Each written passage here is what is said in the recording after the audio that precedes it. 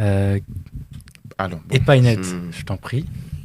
j'avais deux histoires, mais finalement, j'ai opté pour une. Et je vais vous raconter l'histoire. Il y a une question piège là-dedans Voilà. que je vais vous poser avant de dire la réponse finale. Alors, dans un village siégeait un vieil homme. Et ce vieil homme était tenu pour sage. Tout le monde le considérait comme étant un sage. Et effectivement, le vieil homme avait aussi quelques pouvoirs particuliers de devinette. Et un jour, il est venu à l'idée d'un jeune homme de défier la sagesse de ce vieillard-là. Et pour défier sa sagesse, ce jeune homme est parti chercher un papillon qu'il a tenu dans son poing et il s'est approché du vieillard. Et il lui dit, vieillard, vieillard, s'il est vrai que vous êtes vraiment un sage et que vous avez ce pouvoir pour lequel l'on vous respecte tant, dites-moi si ce papillon que je tiens dans ma main, dites-moi si ce papillon, s'il est mort ou s'il est vivant.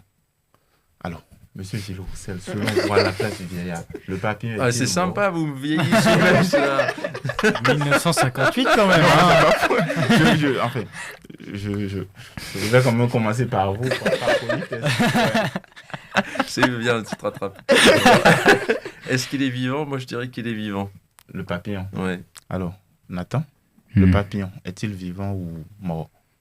Je pense que c'est le papillon de Schrödinger. Il est à la fois vivant et mort. Ouais, c'est Il ça. est vivant et De mort. pas faire le choix. Moi, je Alors, pense qu'il est vivant. Il est vivant. Non, moi je vais dire Ouais. qu'il est mort. Ok, tu dis qu'il est mort, toi tu penses qu'il est vivant. Ouais. Alors, ce jeune homme, son intention c'était de défier la sagesse du vieillard. Donc quand il s'est approché du vieillard, rusé qu'il était, il savait que si le vieillard disait que le papillon était mort, qu'il allait ouvrir sa main, laissant entrevoir un papillon vivant.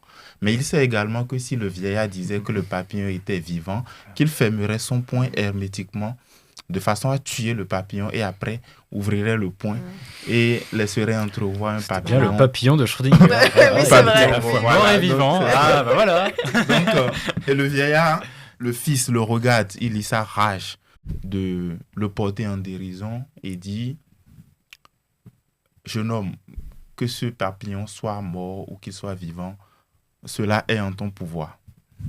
Donc voilà mon histoire. Voilà, Alors, c'était- la deuxième histoire, c'était sur l'âne de Buridan, mais je suppose que vous la ça me connaissez dit tous. quelque chose.